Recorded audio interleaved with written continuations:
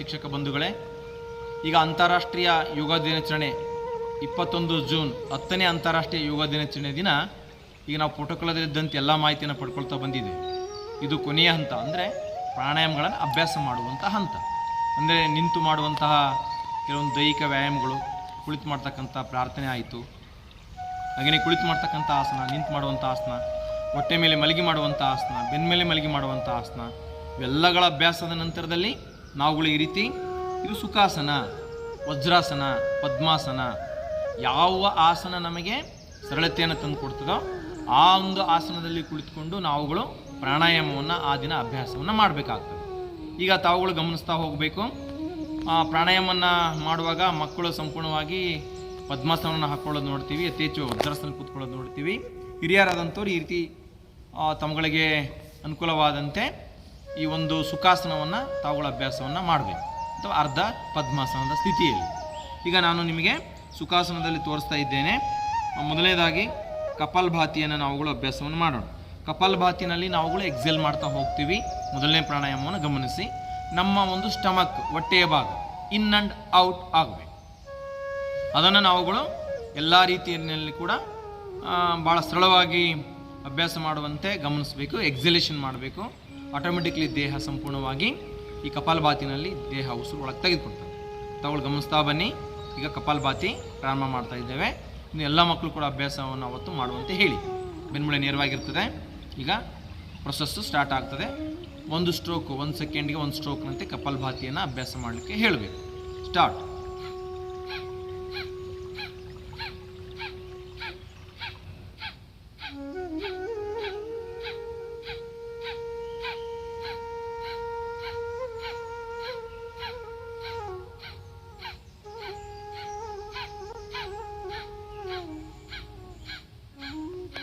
ಈ ರೀತಿ ನಾವುಗಳು ಕಪಾಲಭಾತಿನಲ್ಲಿ ಉಸಿರನ್ನು ಹೊರಗೆ ಹಾಕ್ತಾ ಹೋದಂತೆಲ್ಲ ಆಟೋಮೆಟಿಕ್ಲಿ ನಮ್ಮ ಬಾಡಿ ಒಳಗೆ ಉಸಿರನ್ನ ಇನ್ಹಲೇಷನ್ ಮಾಡ್ತೇವೆ.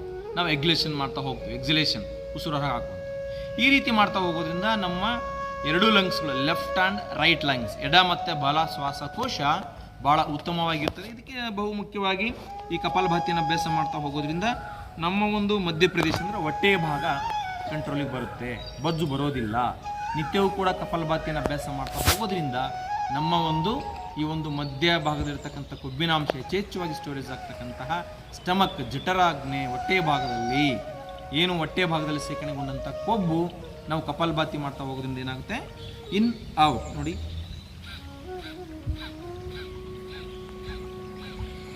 ಈ ರೀತಿಯಲ್ಲಿ ಎಕ್ಸಲೇಷನ್ ಮಾಡ್ತಾ ಹೊಟ್ಟೆಯ ಭಾಗವನ್ನು ಹೊರಕ್ಕೆ ಹಾಕೋದ್ರಿಂದ ಈ ಒಂದು ಕೊಬ್ಬಿನಾಂಶ ಕರಗಿ ಬೊಜ್ಜನ್ನು ನಿಯಂತ್ರಿಸಲಿಕ್ಕೆ ಯಥೇಚ್ಛವಾಗಿ ನಮ್ಮ ಎರಡೂ ಲಂಗ್ಸ್ಗಳಿಗೆ ನಮ್ಮ ಒಂದು ವೇಗಗತಿನಲ್ಲಿ ಗಾಳಿ ಸಂಚಾರ ಶ್ವಾಸನಳಿಕೆಗಳ ಮೂಲಕವಾಗಿ ಎಡ ಮತ್ತು ಬಲ ಶ್ವಾಸಕೋಶಕ್ಕೆ ಹೋಗೋದ್ರಿಂದ ನಮಗೆ ಯಥೇಚ್ಛವಾಗಿ ಮೂಕಟ್ಟುವಿಕೆ ಆಗ್ಬೋದು, ಡಸ್ಟ್ ಅಲರ್ಜಿ ಆಗ್ಬೋದು. ಮತ್ತು ಕೆಲವೊಬ್ಬರಿಗೆ ಈ ಕಪಾಲಭಾತಿಯನ್ನು ಮಾಡೋದ್ರಿಂದ ಬ್ರೈನ್ ಕೂಡ ಬ್ಲಡ್ ಸರ್ಕ್ಯುಲೇಷನ್ ಆಗ್ತಾ ಬರುತ್ತೆ. ನಾವು ಯಾವಾಗ ಒಂದು ಎಕ್ಸಲೇಷನ್ ಹೊರಗೆ ಹಾಕ್ತೀವಿ, ಅವಾಗ ಇನ್ಹಲೇಷನ್ ಮಾಡುವಾಗ ಉತ್ತಮ ಗಾಳಿ ನಮ್ಮ ಲಂಗ್ಸ್ಗಳಿಗೆ ಹೋಗುತ್ತೆ. ಮತ್ತು ತಲೆನೋವನ್ನು ಕೂಡ ನಿಯಂತ್ರಣ ಮಾಡಲಿಕ್ಕೆ ಈ ಒಂದು ಕಪಾಲಭಾತಿ ನಮಗೆ ಯಥೇಚ್ಛವಾಗಿ ಸಹಾಯಕಾರಿ ಆಗ್ತಾ ಬರ್ತಾ ಇದೆ. ಇನ್ನು ಮುಂದಿನ ಭಾಗದಲ್ಲಿ ನಾಡಿ ಶೋಧನಾ ಪ್ರಾಣಾಯಾಮ ಇದೆ. ಈ ನಾಡಿ ಶೋಧನಾ ಪ್ರಾಣಾಯಾಮದಲ್ಲಿ ನಮ್ಮೆಲ್ಲರಿಗೂ ಕೂಡ ಗೊತ್ತಿದೆ, ಈ ಯೋಗದ ಬಗ್ಗೆ ತಿಳ್ಕೊಂಡಂತಹ ಮತ್ತು ಯೋಗಾಭ್ಯಾಸ ಮಾಡ್ತಕ್ಕಂಥ ಪ್ರತಿಯೊಬ್ಬರಿಗೂ. ಹಾಗೆಯೇ ನಮ್ಮ ದೈಹಿಕ ಶಿಕ್ಷಣ ಶಿಕ್ಷಕರು ಕೂಡ ತಾವುಗಳು ಶಾಲಾವಧಿನಲ್ಲಿ ಮಕ್ಕಳಿಗೆ ಪಾಠ ಬೋಧನೆಯನ್ನು ಮಾಡುವಾಗ ಪ್ರಾಣಾಯಾಮದ ಒಂದು ಪಾಠ ಬೋಧನೆಯಲ್ಲಿ ಹೇಳ್ತಾ ಹೋಗ್ತೀವಿ. ಅನುಲೋಮ ವಿಲೋಮ ಪ್ರಾಣಾಯಾಮವನ್ನು ಮಾಡ್ತಕ್ಕಂಥ ಸ್ಥಿತಿ. ಅದಕ್ಕಿಂತ ಮುಖ್ಯವಾಗಿ ನಾವುಗಳು ಈ ಒಂದೊಂದೇ ಶ್ವಾಸಕೋಶಕ್ಕೆ ಸರಳವಾಗಿ ನಾವು ಬ್ರೀತಿಂಗ್ ಎಕ್ಸರ್ಸೈಸ್ಗಳನ್ನು ಮಾಡ್ತಕ್ಕಂಥದ್ದು. ಇಲ್ಲಿ ನಾಡಿ ಶೋಧನ ಅಂತ ಹೇಳಿದರೆ ಎಡ ಹೊರಳೆಯನ್ನು ಚಂದ್ರನಾಡಿ ಅಂತ ಕರಿತೀವಿ, ಬಲ ಹೊರಳೆಯನ್ನು ಸೂರ್ಯನಾಡಿ ಅಂತ ಕರಿತೀವಿ. ಇದು ಸುಷುಮ್ನ ನಾಡಿ ಮಧ್ಯಭಾಗದಲ್ಲಿ. ಈ ಸೂರ್ಯನಾಡಿ, ಚಂದ್ರನಾಡಿಯಿಂದ ಉಸಿರನ್ನು ತೆಗೆದುಕೊಂಡು ಸೂರ್ಯನಾಡಿ ಮುಖಾಂತರ ಒಳಗೆ ಹಾಕ್ತಕ್ಕಂಥದ್ದು. ಮತ್ತು ಅನುಲೋಮ ವಿಲೋಮ, ಚಂದ್ರಾನುಲೋಮ, ಸೂರ್ಯಾನುಲೋಮ, ಇವೆಲ್ಲವೂ ಕೂಡ ನಾಡಿ ಶೋಧನ ಪ್ರಾಣಾಯಾಮಗಳು. ವಿಲೋಮ ಅಂದರೆ ಅಪೋಸಿಟ್ನಲ್ಲಿ. ಈಗ ನಾವು ಸರಳವಾಗಿ ಎಡ ಮೂಗಿನ ಒಳಗಿಂದ ಉಸಿರನ್ನ ತೆಗೆದುಕೊಂಡು ಚಂದ್ರನಾಡಿ ಮೂಲಕವಾಗಿ ಅನುಲೋಮ ವಿಲೋಮ ಅಷ್ಟೇ. ಭಾಳ ಸರಳವಾಗಿ ನಾವು ಗಾಳಿಯನ್ನು ಒಳಕ್ಕೆ ತೆಗೆದುಕೊಳ್ಳುವಾಗ ಮನಸ್ಸು ಕೇಂದ್ರೀಕರಣವಾಗಿರ್ತದೆ. ನಿಧಾನವಾಗಿ inhale through the left nose, exhale through the right nose. ಎಡ ಹೊರಳಿಂದ ಉಸಿರನ್ನ ತೆಗೆದುಕೊಂಡು ಬಲವಳೆ ಮೂಲಕವಾಗಿ ಉಸಿರನ್ನ ಹೊರಗೆ ಹಾಕುವಂತಹ ಸ್ಥಿತಿ.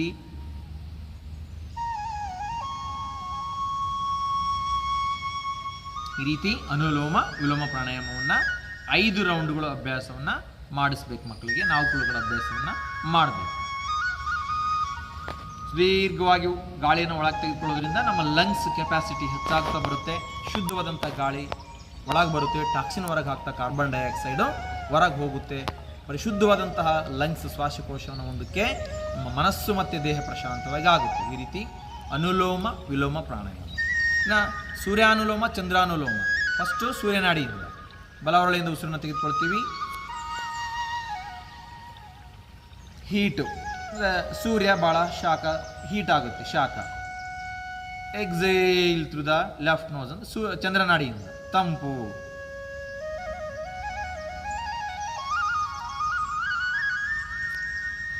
ಸೂರ್ಯಾನುಲೋಮ ಚಂದ್ರಾನುಲೋಮ ವಿಲೋಮ ಪ್ರಾಣಾಯಾಮ.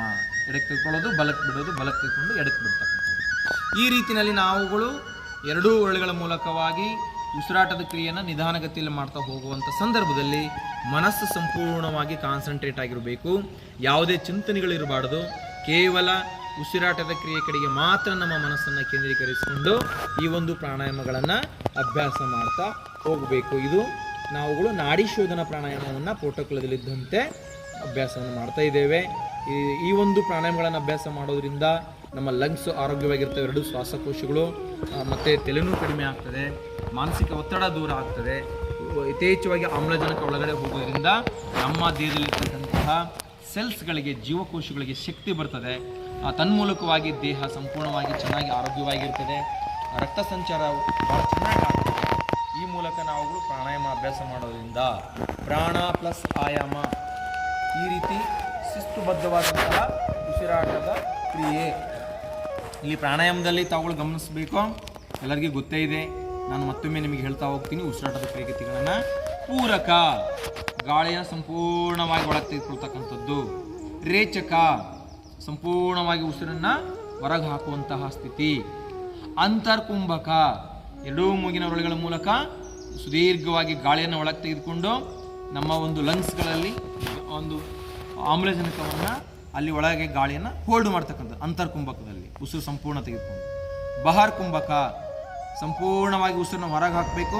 ತಟಸ್ಥವಾಗಿ ಯಾವುದೇ ರೀತಿಯಾದಂತಹ ಗಾಳಿ ಇರದೇ ಇರತಕ್ಕಂಥ ಸನ್ನಿವೇಶದಲ್ಲಿ ನಾವುಗಳು ನಮ್ಮ ಒಂದು ಎಂಟಿ ಸ್ಟಮಕ್ನಲ್ಲಿ ಹೊರಗೆ ಸಂಪೂರ್ಣ ಉಸಿರು ಹಾಕಿ ತಟಸ್ಥವಾಗಿ ಗಾಳಿ ಇಲ್ಲದೇ ಇರುವಂತಹ ಸ್ಥಿತಿ. ಈ ರೀತಿ ನಾವು ಪೂರಕ ರೇಚಕ ಮಾಡ್ತಕ್ಕಂಥದ್ದು, ಬಾಯ ಅಂತರ್ಕುಂಭಕವನ್ನು ಮಾಡ್ತಕ್ಕಂಥದ್ದು, ಇವುಗಳು ಪ್ರಾಣಾಯಾಮದಲ್ಲಿ ಬರುವಂಥ ಉಸಿರಾಟದ ಒಂದು ಕ್ರಿಯೆಗಳು. ಇವುಗಳನ್ನು ಬಗ್ಗೆ ನಮಗೆ ಆರೋಗ್ಯ ಮತ್ತು ದೈಹಿಕ ಶಿಕ್ಷಣ ಪಠ್ಯಪುಸ್ತಕದಲ್ಲಿ ಕೂಡ ಪ್ರಾಣಾಯಾಮದ ಒಂದು ಪಾಠ ಬೋಧನೆಯಲ್ಲಿ ಕೂಡ ನಮ್ಮೆಲ್ಲ ದೈಹಿಕ ಶಿಕ್ಷಣ ಶಿಕ್ಷಕರು ಇದ್ರ ಬಗ್ಗೆ ಮಾಹಿತಿಯನ್ನು ಹೊಂದಿರ್ತಾರೆ. ಇದನ್ನು ನಾವು ಮಕ್ಕಳಿಗೆ ಯೋಗಾಭ್ಯಾಸ ಮಾಡ್ತಕ್ಕಂಥ ಸಂದರ್ಭದಲ್ಲಿ ಈ ರೀತಿ ಸರಳವಾಗಿರ್ತಕ್ಕಂಥ ಬ್ರೀತಿಂಗ್ ಪ್ರೊಸೆಸ್ ಮಾಡುವಂಥ ಪ್ರಾಣಾಯಾಮಗಳ ಬಗ್ಗೆ, ನಾಡಿ ಶೋಧನ ಪ್ರಾಣಾಯಾಮಗಳ ಬಗ್ಗೆ ಮಾಹಿತಿಯನ್ನು ಒದಗಿಸಬೇಕು. ಇನ್ನು ಮುಂದಿನ ಹಂತದಲ್ಲಿ ಕೂಲಿಂಗ್ ಪ್ರಾಣಾಯಾಮಗಳ ಬಗ್ಗೆ ಮಾಹಿತಿ ಇದೆ.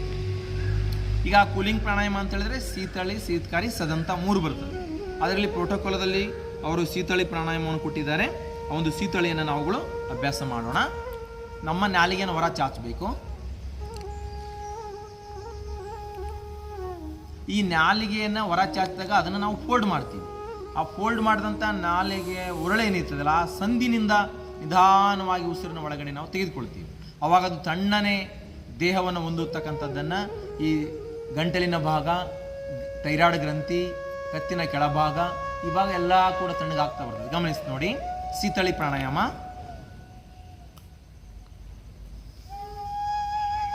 ಜೂಮ್ ಮಾಡೋದು.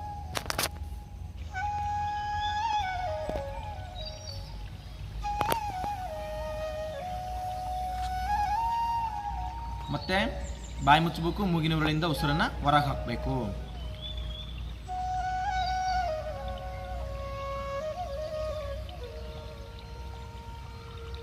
ನೋಡಿ, ಯಾವಾಗ ನಿಧಾನವಾಗಿ ನಾವು ಆ ನಾಲಿಗೆ ಒಳಗಿಂದ ಉಸಿರನ್ನು ಒಳಗೆ ಎಳ್ಕೊಳ್ತೀವಿ, ಆವಾಗ ತಣ್ಣನೆ ಅಂದರೆ ನಮ್ಮ ಒಂದು ಉಷ್ಣ ಹೆಚ್ಚಿದ್ದಂಥವ್ರಿಗೆ ಈ ಶೀತಳಿ ಪ್ರಾಣಾಯಾಮ ಮಾಡೋದ್ರಿಂದ ಯಥೇಚ್ಛವಾಗಿ ದೇಹ ಒಳ್ಳೆಯ ಒಂದು ಉಷ್ಣವನ್ನು ನಿಯಂತ್ರಿಸ್ತಕ್ಕಂಥ ತಂಪನೆಯ ದೇಹವನ್ನು ಹೊಂದಲಿಕ್ಕೆ ಇದು ಸಹಕಾರಿ ಆಗುತ್ತದೆ. ಇದನ್ನು 4 ರಿಂದ 5 ಬಾರಿ ಮಕ್ಕಳು ಅಭ್ಯಾಸವನ್ನು ಮಾಡಬೇಕು, ಶೀತಳಿ ಪ್ರಾಣಾಯಾಮವನ್ನು.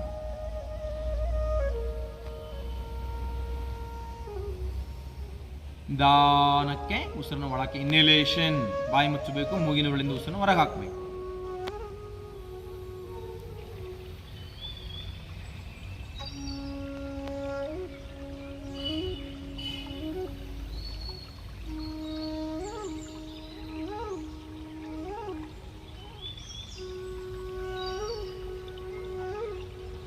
ಇದಿಷ್ಟು ಶೀತಳಿ ಪ್ರಾಣಾಯಾಮವನ್ನು ಅಭ್ಯಾಸ ಮಾಡುವಂತಹ ಸ್ಥಿತಿನಲ್ಲಿ. ಈಗ ನಾನು ಸ್ವಲ್ಪ ಎಕ್ಸ್ಪ್ಲೇನ್ ಮಾಡ್ತೀನಿ, ಆ ಕಡೆ ಎಲ್ಲ ಇಡಿ. ಇದು ಈ ಪ್ರಾಣಾಯಾಮಗಳನ್ನು ನಾವು ಮಾಡ್ತಾ ಹೋಗೋದ್ರಿಂದ ಯಥೇಚ್ಛವಾಗಿ ನಮ್ಮ ಒಳ್ಳೆಯ ಆಮ್ಲಜನಕದ ಪೂರೈಕೆ ಆಗ್ತದೆ. ಜೊತೆಗೆ ಪ್ರಾಣಾಯಾಮಗಳನ್ನು ಅಭ್ಯಾಸ ಮಾಡ್ತಾ ಹೋಗೋದ್ರಿಂದ ನಮ್ಮ ಒಂದು ಮನಸ್ಸು ಸಂಪೂರ್ಣವಾಗಿ ಪ್ರಶಾಂತವಾಗಿ ಆಗ್ತದೆ. ಅದಕ್ಕಿಂತ ಮೊದಲನೇದಾಗಿ ಕಾನ್ಸಂಟ್ರೇಷನ್ ಹೆಚ್ಚಾಗುತ್ತೆ, ಮಕ್ಕಳ ಮನಸ್ಸು ಅನ್ನುವಂಥದ್ದು ಪರಿಶುದ್ಧತೆ ಆಗ್ತದೆ. ಈ ಶೀತಕಾರಿ ಸದಂತ ಅಭ್ಯಾಸ ಮಾಡೋದ್ರಿಂದ ನಮ್ಮ ದೇಹ ಉಷ್ಣತೆಯಿಂದ ಮುಕ್ತವಾಗಿ ತಂಪನೆಯ ದೇಹವನ್ನು ನಾವುಗಳು ಹೊಂದಲಿಕ್ಕೆ ಸಹಾಯಕಾರಿ ಆಗ್ತದೆ. ಇದು ನಾವುಗಳು ನಿತ್ಯವೂ ಕೂಡ ಈ ರೀತಿ ಕೂಲಿಂಗ್ ಪ್ರಾಣಾಯಾಮಗಳನ್ನು ಬೇಸಿಗೆ ದಿನದಲ್ಲಿ ನಾವು ಅಭ್ಯಾಸ ಮಾಡ್ತಾ ಹೋಗೋದ್ರಿಂದ ಈ ಒಂದು ಕೂಲಿಂಗ್ ಪ್ರಾಣಾಯಾಮಗಳು ದೇಹವನ್ನು ಸಮಸ್ಥಿತಿನಲ್ಲಿ ಆರೋಗ್ಯದಾಯಕವಾಗಿ ಇಟ್ಕೊಳ್ಳಿಕ್ಕೆ ಸಹಾಯಕಾರಿ ಆಗುತ್ತೆ. ಇನ್ನು ಮುಂದಿನ ಪ್ರಾಣಾಯಾಮ ಭ್ರಾಮರಿ ಪ್ರಾಣಾಯಾಮ ಅಂತ ಇದೆ ಪ್ರೋಟೋಕಾಲ್ದಲ್ಲಿ. ಈ ಭ್ರಾಮರಿಯನ್ನು ನಾವುಗಳು ಅಭ್ಯಾಸ ಮಾಡುವಾಗ ಇದು ಭ್ರಾಮರಿ ಯಥೇಚ್ಛವಾಗಿ ವಿದ್ಯಾರ್ಥಿಗಳಿಗೆ ಬಹಳ ಲಾಭದಾಯಕವಾಗಿದೆ. ಈ ಭ್ರಾಮರಿ ಪ್ರಾಣಾಯಾಮವನ್ನು ಅಭ್ಯಾಸ ಮಾಡ್ತಾ ಹೋಗೋದ್ರಿಂದ ಮಕ್ಕಳ ಮನಸ್ಥಿತಿ ಅನ್ನುವಂಥದ್ದು ಭಾಳ ಗಟ್ಟಿಗೊಳ್ತದೆ, ಕಾನ್ಸಂಟ್ರೇಷನ್ ಹೆಚ್ಚಾಗುತ್ತೆ. ಬಹಳ ವಯಸ್ಕರು ನಿತ್ಯವೂ ಕೂಡ ಅಭ್ಯಾಸ ಮಾಡ್ತಾ ಹೋಗೋದ್ರಿಂದ ಈ ಭ್ರಾಮರಿ ಪ್ರಾಣಾಯಾಮದಿಂದ ಒಂದು ಮೆಂಟಲ್ ಪೀಸ್ ಬರುತ್ತೆ, ತಲೆನೋವು ಅಂತಕ್ಕಂಥದ್ದು ನಿವಾರಣೆ ಆಗುತ್ತೆ.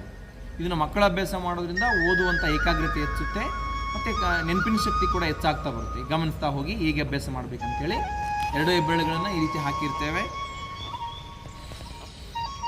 ಹೆಚ್ಚು ಒತ್ತಡ ತರದೇನೆ ಕೈ ಬೆರಳುಗಳನ್ನು ಈ ರೀತಿ ಕಣ್ಣಿನ ಮುಂಭಾಗದಲ್ಲಿ ಇಟ್ಟಿರ್ತೇವೆ. ನಿಧಾನವಾಗಿ ಉಸಿರನ್ನು ತೆಗೆದುಕೊಂಡು ದುಂಬಿಯ ಜೈಂಕಾರದ ಶಬ್ದದ ಹಾಗೆ ಶಬ್ದವನ್ನು ಉತ್ಪತ್ತಿ ಮಾಡುವಂತೆ ನಾವುಗಳ ಅಭ್ಯಾಸವನ್ನು ಮಾಡಬೇಕು. ಈ ವರ್ಷದ 24-25ನೇ ಸಾಲಿನ 10ನೇ ಅಂತಾರಾಷ್ಟ್ರೀಯ ಯೋಗ ದಿನದಂದು ಯಥೇಚ್ಛವಾಗಿ ನಾವು ಮಕ್ಕಳಿಗೆ ಕಡ್ಡಾಯವಾಗಿ ಭ್ರಾಮರಿ ಮಾಡಿಸೋಣ. ಕಾನ್ಸಂಟ್ರೇಷನ್ ಮತ್ತು ಜ್ಞಾಪಕ ಶಕ್ತಿ, ಮೆಂಟಲ್ ಪೀಸ್ ಬರುವಂತೆ ಮಾಡೋಣ.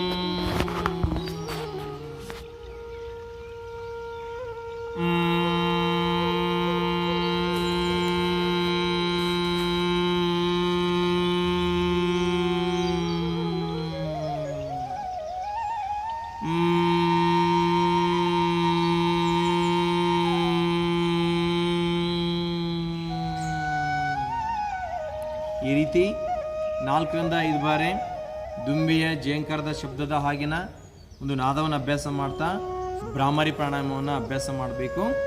ಹಿಮ್ಮೆದುಳು, ಮುಮ್ಮೆದುಳು, ಮಧ್ಯ ಮೆದುಳು.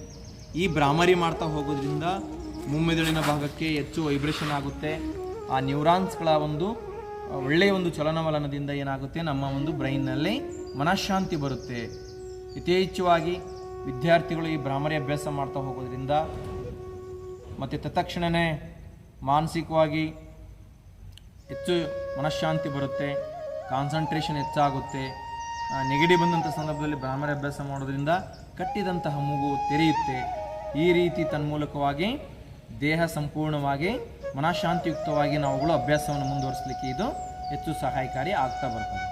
ಇನ್ನು ಈ ರೀತಿ ಭ್ರಾಮರಿ ನಂತರದಲ್ಲಿ ಕೊನೆಯದಾಗಿ ಧ್ಯಾನ, ಮೆಡಿಟೇಷನ್ ಇದೆ.